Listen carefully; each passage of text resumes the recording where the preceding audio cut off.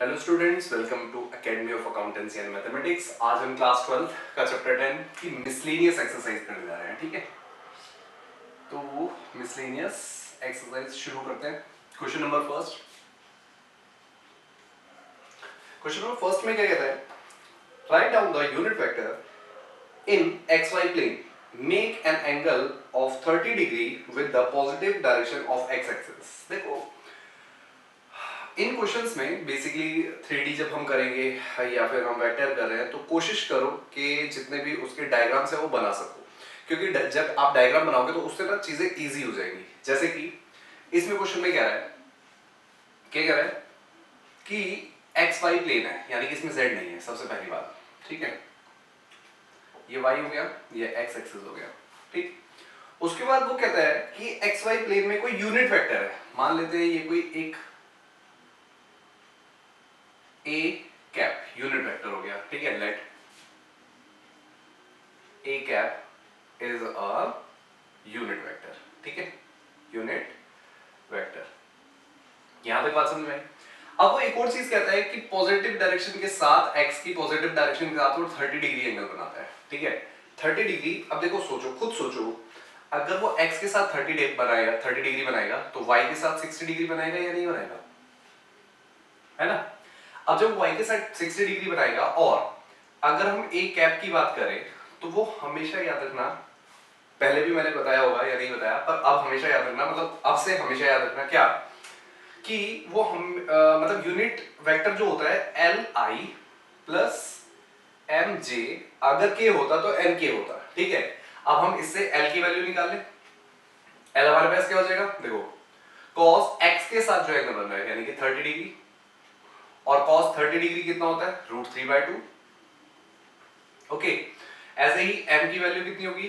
cos, अब y के साथ कितना डिग्री एंगल बना रहा है? 60। ठीक है, तो ये 60 डिग्री हो गया, और cos 60 की वैल्यू हो जाती है 1/2।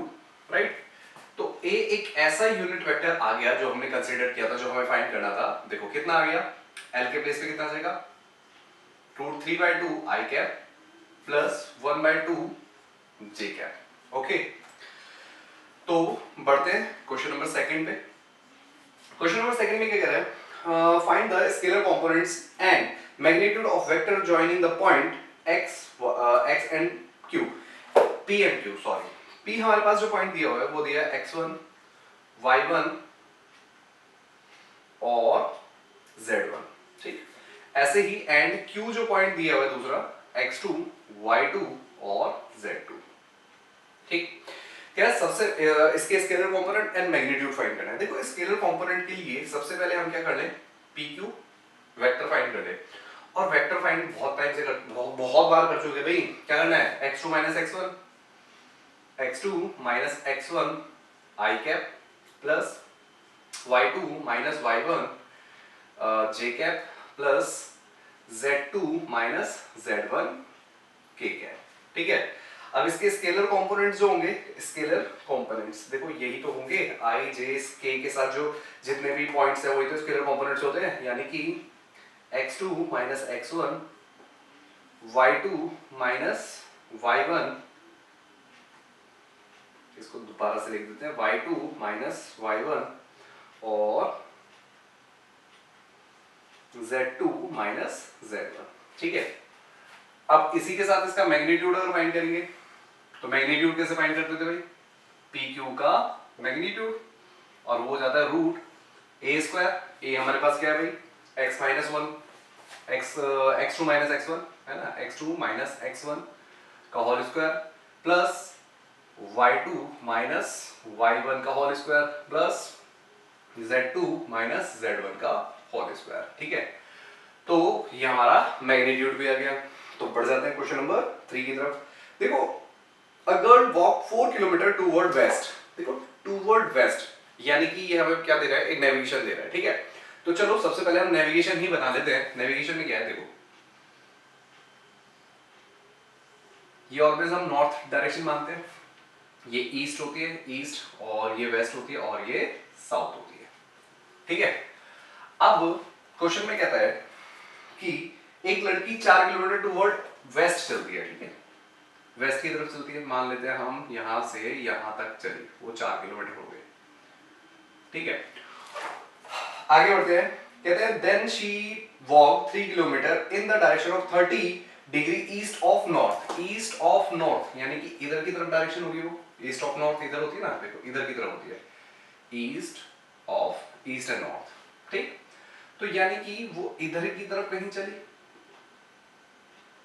और 30 डिग्री किधर से बना रही है, वो 30 डिग्री एंगल यहां से बना रही है, बात समझे। और यहां से वो चली 3 किलोमीटर, यहां पे लिख देते हैं 3 किलोमीटर, ठीक। अब अगर यहां पे 30 बन रहा है तो इस वाली एक्सिस के साथ 60 बनेगा, राइट। ये थोड़ा सा ध्यान से बनाना बेटा, मैं ऊपर लिख देता हूं ये 3 किलोमीटर, ठीक है। वहां पे मतलब दिख नहीं रहा होगा, छोटा हो गया होगा। अब उसके बाद क्या कहता है, एंड स्टॉप, ठीक है। Determine the girls displacement from her initial point and departure. देखो ये इसका डिपार्चर पॉइंट हो गया और ये इसका इनिशियल पॉइंट हो गया, इसको हम O मान लेते हैं, इसको P मान लेते हैं और इसको Q मान लेते हैं। हमें बेसिकली चाहिए क्या, क्वेश्चन नंबर 3, हमें वैल्यू चाहिए O Q वेक्टर, इसकी वैल्यू फाइंड करनी है, ठीक है। अब देखो अगेन अगर मैं सबसे पहले बात करूं, इसमें मैं ट्रायंगल लॉ लगा दूं, है ना, तो यही तो चाहिए भाई। इसको मैं थोड़ा सा यहां पे बना देता हूं बड़ा, ये 4 किलोमीटर चली पहले, फिर यहां से 3 किलोमीटर चली, ठीक है, 3 किलोमीटर, ये 4 किलोमीटर, और उसके बाद यहां से इधर की तरफ, ये हमें फाइंड करना है, ये वेक्टर क्या वेक्टर होगा, ठीक। अब देखो अगर इधर से वो 30 डिग्री एंगल बना रही है, इधर से वो 30 डिग्री एंगल बन रहा है, तो इधर की तरफ 60 बनेगा, यानी कि x एक्सिस की तरफ 60 डिग्री और y एक्सिस पे 30 डिग्री, बात समझ में आई। वही यूनिट वेक्टर वाला कॉन्सेप्ट यूज करने वाले हैं, ठीक है। तो सबसे पहले तो हम ओपी वेक्टर निकाल लेते हैं। ओपी वेक्टर में तो कोई वो लगेगा ही नहीं, क्योंकि इसमें डायरेक्टली हमें पता है ना सिर्फ एक ही तो डायरेक्शन है, तो वो आई हो जाएगा -4i कैप, क्योंकि वेस्ट की तरफ चलिए यानी कि माइनस की तरफ। उसके बाद हम निकालते हैं P Q vector. Again P Q vector जो हो जाएगा बेटा, वो हो जाएगा, देखो पी क्यू का अगर मैं क्या निकालू, यूनिट वेक्टर निकालू, क्या निकालू, सिर्फ यूनिट वेक्टर, तो वो क्या होगा, l i cap plus m j cap, है ना। पर हमें क्या चाहिए, हमें तो ओ क्यू वेक्टर चाहिए, ये तो यूनिट वेक्टर है। अब ओ क्यू नहीं सॉरी पी क्यू, है ना। तो ये बेसिकली क्या है, पी क्यू यूनिट वेक्टर, पर हमें क्या चाहिए, पी क्यू वेक्टर। और पी क्यू वेक्टर कैसे निकलेगा, देखो यहां से लेके यहां तक का डिस्टेंस 3 है, हम यूनिट का निकाल चुके हैं। अगर इसको 3 से मल्टीप्लाई कर देंगे, मतलब कि कहने का मतलब अगर मुझे ओपी वेक्टर निकालना है तो मैं क्या करूंगा, 3 को ओ क्यू के यूनिट वेक्टर से मल्टीप्लाई कर दूंगा। दोबारा सुन लो, अगर मुझे पी क्यू वेक्टर निकालना है तो मैं 3 से पी क्यू के यूनिट वेक्टर को मल्टीप्लाई कर दूंगा, क्योंकि एक यहां तक होगा यूनिट वेक्टर, उसको 3 से मल्टीप्लाई कर देंगे पूरा आ जाएगा, जैसे कि हम पहले कर चुके हैं। तो इसका मतलब 3li cap plus 3mj cap हो जाएगा, राइट। तो अब हम सबसे पहले क्या निकालते हैं, एल निकालने। एल की वैल्यू कितनी होगी, कॉस देखो एक्स एक्सिस के साथ कितना एंगल बना रहा है, 60, तो 60, और cos 60 की वैल्यू अभी हमने फाइंड करी 1/2 है, राइट। ऐसे ही कि अगर m निकालेंगे तो m हो जाएगा cos 30, क्योंकि y के साथ 30 बना रहा है, तो ये हो जाएगा √3/2। ओके, अब देखो आगे बढ़ते हैं। तो अब हमारे पास pq वेक्टर आ जाएगा भाई, pq vector is equals to 3l यानी कि 3/2 i cap plus 3√3/2 j cap, ठीक है। अब हमें OQ वेक्टर निकालना है ना। OQ वेक्टर के लिए ट्राइंगल लॉ लगाना है भाई, ये इधर की तरफ जा रहा है, फिर ये इधर, मतलब देखो ना, ये इधर फिर ये इधर, ठीक है। इसको प्लस इसको कर देंगे तो ये आ जाएगा अपने आप ही। तो ये हो जाएगा हमारे पास OP vector plus PQ vector, plus कर देते हैं।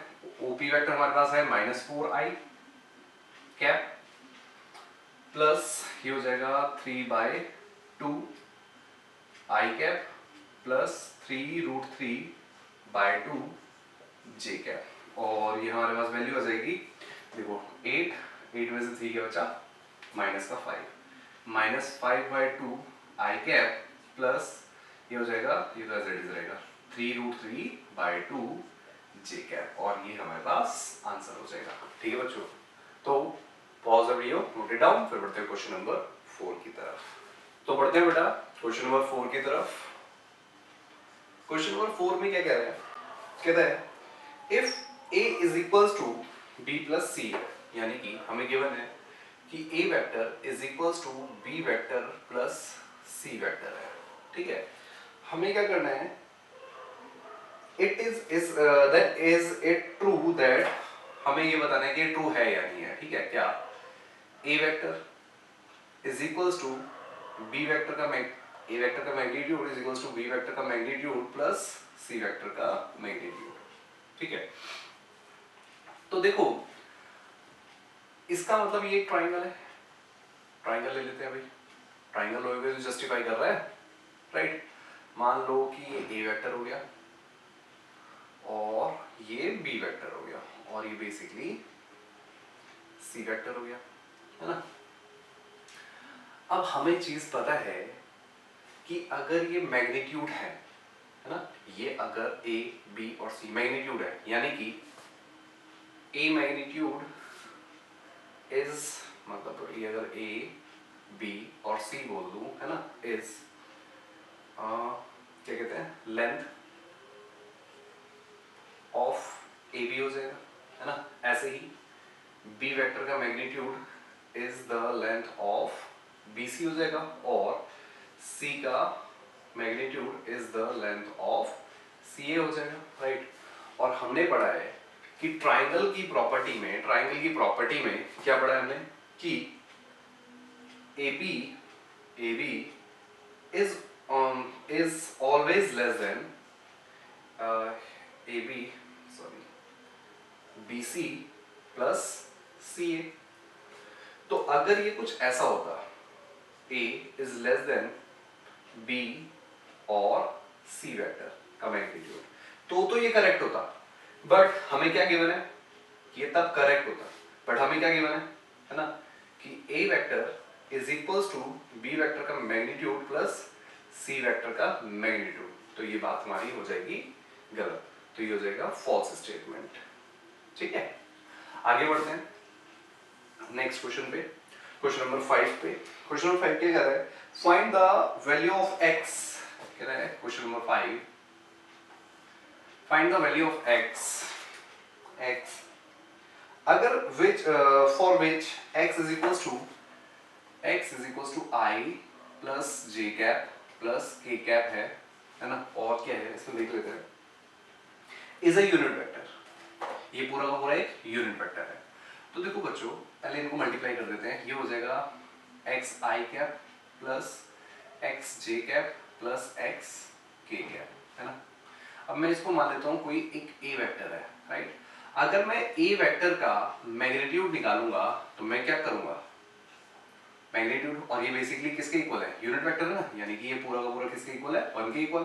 तो मैं कर दूंगा x square plus x square is equals to 1, right. और ये हो जाएगा 3x square is equals to 1, और ये हो जाएगा √3x इज इक्वल्स टू 1, है ना। और x की वैल्यू हो जाएगी plus minus 1 by √3, got it. बढ़ जाते हैं इसी के साथ क्वेश्चन नंबर 6 पे।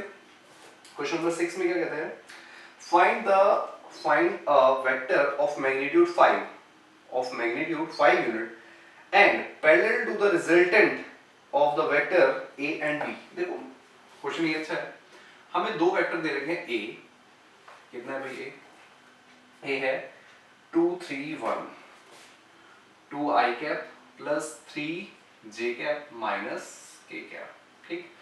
और एक b वेक्टर हमें दे रखा है, कितना, b वेक्टर में दे रखा है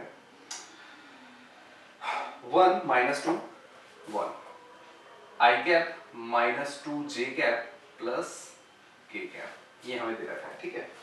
अब इनसे बनने वाला जो वेक्टर होगा, किससे, इन दोनों से बनने वाला जो वेक्टर होगा, कहने का मतलब देखो ये ट्राइंगल लॉ को रिप्रेजेंट करेंगे, क्योंकि देखो इनसे बनने वाला ट्राइंगल बेसिकली बात इससे रिजल्टेंट, ठीक है। यानी कि मान लेते हैं कि ये कुछ ऐसा होगा ना, ये एक ए वेक्टर हो गया और यहां से एक बी वेक्टर हो गया, और यहाँ पे जो सी वेक्टर आ रहा है यानी कि सी वेक्टर, ये हमारे पास ए वेक्टर हो गया और ये बी वेक्टर। तो इसके कोई पैरेलल है, इसके कोई पैरेलल है ना, उसका जो मैग्नीट्यूड है वो 5 यूनिट है, ठीक है। तो ये हमें फाइंड करना है, ठीक। तो क्या करेंगे, सबसे पहले सी वेक्टर निकालने भाई, और सी वेक्टर के लिए हम क्या करेंगे, ए वेक्टर प्लस बी वेक्टर कर देंगे, है ना। तो ए वेक्टर हमारे पास कितना है भाई, 2 3 4 2i plus 3j minus k cap plus plus i plus i cap minus 2j cap plus k cap, ठीक है। अब देखो k से तो k कट जाएगा, हमारे पास बचेगा 2 प्लस 1 3i कैप, और 3 में से 2 गया बचा प्लस j कैप, ठीक। अब हमें 5 यूनिट का निकालना है ना, तो उसके सबसे पहले क्या निकालेंगे, इसका c का मैग्नीट्यूड निकालें भाई, पैरेलल के लिए बस उसी से तो मल्टीप्लाई कर देते हैं, तो हम c का मैग्नीट्यूड निकालें सबसे पहले, है ना। तो c का मैग्नीट्यूड के लिए हम क्या करेंगे, सॉरी मैग्नीट्यूड नहीं, unit vector, sorry my mistake, c का मैग्नीट्यूड नहीं, c का यूनिट वेक्टर। यूनिट वेक्टर को निकाल के हम इससे मल्टीप्लाई कर दे तो आंसर आ जाएगा। तो यूनिट वेक्टर निकालने के लिए हम क्या करेंगे, c वेक्टर अपॉन c का मैग्नीट्यूड। तो c वेक्टर है हमारे पास 3i cap plus j cap whole upon में 3 का स्क्वायर प्लस 1 का स्क्वायर, और ये हो जाएगा 3 का स्क्वायर 9 प्लस 10, और 10 किसी का स्क्वायर रूट होता है, 5 टू 10 नहीं, 10 किसी का नहीं होता, तो ये हो जाएगा 3 अपॉन रूट 10 i कैप। अच्छा इसको नीचे लिख देता हूँ, शायद वहां पे वीडियो कट जाएगी, ठीक है ना। तो ये हो जाएगा 3 upon root 10 i cap plus 1 upon root 10 j cap. ये तो हमारे पास आ गया यूनिट वेक्टर, ठीक है, c का। अब हम क्या निकालने, 5 यूनिट का, तो 5 यूनिट का निकालने के लिए क्या कर देंगे, 5 यूनिट को c से मल्टीप्लाई कर देंगे, तो कर देते हैं भाई, 3 5 15 upon root 10 i cap plus ये आ जाएगा 5 अपॉन रूट 10 j कैप, और ये हमारे पास आंसर हो जाएगा। हो सकता है कि पीछे आंसर में ये रूट 10 हटा रखा हो, मतलब रूट 10 से ऊपर नीचे मल्टीप्लाई कर दियो, तो ये भी आंसर ठीक है, और अगर पीछे वैसे लिखा होगा तो वैसे भी आंसर ठीक है, ठीक है। 6 क्वेश्चन इतने में आएगा नहीं, तो एक 6 नहीं, हाँ 6 नहीं 7 क्वेश्चन इतने में आएगा नहीं, तो इसलिए काम करिए, pause video, note it down, फिर पढ़ते हैं क्वेश्चन नंबर 7 की तरफ। तो पढ़ते हैं बेटा क्वेश्चन नंबर 7 की तरफ। क्वेश्चन नंबर 7 में क्या कह रहा है, देखो कह रहा है a vector, b vector and c vector, find the unit vector parallel to देखो सबसे पहले मैं तीनों वेक्टर लिख लेता हूं, उसके बाद बताता हूं पैरेलल किसके करना है। a वेक्टर है हमारे पास i j k, i cap plus j cap plus k cap, ठीक। और b वेक्टर है हमारे पास, क्या है b वेक्टर, 2 माइनस 1 3, यानी कि 2i cap minus j cap plus 3k cap, ठीक। उसके बाद c वेक्टर है, ये ठीक है, हाँ ये ठीक है, c है 1 माइनस 2 1, और c वेक्टर जो है वो है i cap minus 2j cap plus k cap, ठीक। अब हमें फाइंड करना है किसके, यूनिट वेक्टर फाइंड करना है किसका, अभी बताता हूँ। यूनिट वेक्टर फाइंड करना है 2a vector plus minus b vector plus 3c vector. इस पूरे वेक्टर को मैं d वेक्टर मान लेता हूं, ठीक है, क्योंकि बनेगा तो एक वेक्टर ही। चलो सॉल्व करते हैं। तो सबसे पहले 2 इंटू a यानी कि i plus j cap plus k cap minus b, यानी कि ये सारे माइनस में हो जाएंगे, जो मतलब साइन चेंज कर लेंगे। चलो पहले मैं लिख लेता हूं 2i cap minus j cap plus 3k cap और प्लस 3c वेक्टर। c हमारे पास है i माइनस 2j प्लस के कैप। ठीक, देखो अब मल्टीप्लाई जब हम करेंगे तो ये हो जाएगा 2i cap plus 2j cap plus 2k cap minus 2i cap minus minus plus j cap minus plus minus 3k cap plus 3i cap minus 6j cap और प्लस 3k कैप। ओके, अब देखो i वालों को आपस में plus कर ले। देखो ये तो 2 से 2 कट जाएगा, बचेगा i 3i, तो ये हमारे पास हो गया। देखो जो हमारे पास d वेक्टर आ जाएगा वो आ जाएगा सबसे पहले 3i कैप, है ना। j में देखते हैं, j वालों को आपस में प्लस कर लेते हैं। देखो ये 2 हो गया, ये 1 हो गया, 2 + 1 3 और -6, तो अगर -6 में से 3 प्लस करेंगे तो -3j कैप आ जाएगा, राइट। उसके बाद k की बात करें तो 2 और यहाँ पे -3 है यानी कि -1 बचा, -1 + 3 यानी कि 2 हो जाएगा, तो यानी कि +2k कैप, राइट। इसका यूनिट वेक्टर फाइंड करना है, बेसिकली इसके पैरेलल जो होगा, तो यूनिट वेक्टर जो भी होगा इसके पैरेलल भी होगा, वो ये भी होगा और इसके पैरेलल भी होगा, ठीक है। तो यानी कि d का यूनिट वेक्टर निकाल लेते हैं, तो वो होता है d कैप और d वेक्टर अपॉन d का मैग्नीट्यूड, तो हो जाएगा 3i cap minus 3j cap plus 2k cap whole upon में रूट 3 का स्क्वायर माइनस 3 प्लस 3 का स्क्वायर और प्लस 2 का स्क्वायर, तो हमारे पास आ जाएगा वही 3i कैप माइनस, यह काम करते हैं इसको नीचे लिख देते हैं, ये हो जाएगा हमारे पास 3 3 = 9, 9 2 = 18, 18 + 4 22, 18 + 4 22, यस। तो हो जाएगा 3/√22i cap minus 3/√22j cap plus 2/√22k cap, ये हमारे पास आंसर हो जाएगा, ठीक है। तो पढ़ते हैं क्वेश्चन नंबर 8 की तरफ। क्वेश्चन नंबर 8 में क्या कहता है भाई, शो दैट, हमें 3 पॉइंट दे रखे हैं, कोलिनियर है, उसके बाद डिवाइड भी है। तो वो एक काम करो बच्चों, ये थोड़ा सा बड़ा है, ये एक क्वेश्चन एक में ही करेंगे क्योंकि इसको मेरे को ग्राफ पे भी बना के दिखाना है। तो सबसे पहले आप 7 क्वेश्चन लिख लो, फिर 8 पे बढ़ते हैं। तो pause the video, note it down, फिर बढ़ते हैं क्वेश्चन नंबर 8 की तरफ।